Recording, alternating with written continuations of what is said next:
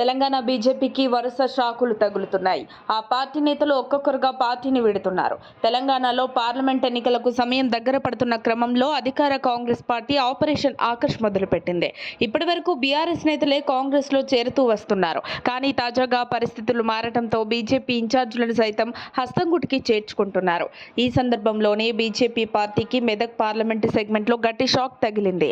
ఆ పార్టీ సంగారెడ్డి నియోజకవర్గ ఇన్ఛార్జ్ పులి మామిడిరాజు కాంగ్రెస్ కూటికి చేరారు. శనివారం సీఎం రేవంత్ రెడ్డి నివాసానికి ఎంపీ అభ్యర్థి నీలం మధు ముదిరాజుతో కలిసి వచ్చారు. సీఎం రేవంత్ రెడ్డి సమక్షంలో కాంగ్రెస్ పార్టీలో చేరారు. సీఎం రేవంత్ రెడ్డి పులి మామిడిరాజుకు కాంగ్రెస్ కండువా కప్పి పార్టీలోకి ఆహ్వానించారు. సీఎం రేవంత్ రాష్ట్రంలో కాంగ్రెస్ ప్రభుత్వ పనితీరుకు ఆకర్షితులై పార్టీలోకి వచ్చే వారికి వెల్కమ్ చెబుతుందన్నారు. బీజేపీ నుంచి కాంగ్రెస్ లో చేరిన పులి మామిడిరాజును సీఎం అభినందించారు.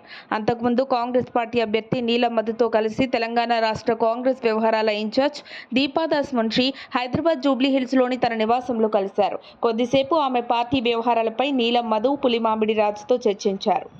ఈ సందర్భంగా ఎంపీ అభ్యర్థి నీలం మధు సమక్షంలో పులి మామిడిరాజుకు దీపాదాస్ కండువా కప్పి పార్టీలోకి ఆహ్వానించారు. గత అసెంబ్లీ ఎన్నికల్లో సంగారెడ్డి నియోజకవర్గ బీజేపీ అభ్యర్థిగా బరిలో నిలిచిన పులి మామిడిరాజు లోక్సభ ఎన్నికల వేళ కాంగ్రెస్ పార్టీలోకి రావడంతో బీజేపీ పార్టీకి గట్టి ఎదురుదెబ్బ తగిలింది. త్వరలోనే మరికొందరు కూడా కాంగ్రెస్ లో చేరడానికి క్యూలో ఉన్నట్లు ప్రచారం జరుగుతోంది. ఇప్పటికే కాంగ్రెస్ ప్రచార పర్వంలో దూసుకుపోతున్న వేళ ఈ చేరికలతో సరికొత్త జోష్ పార్టీలో నెలకొంది. ఇప్పటికే సీఎం రేవంత్ 14 సీట్లు గెలిపే లక్ష్యంగా ఫోకస్ పెట్టారు.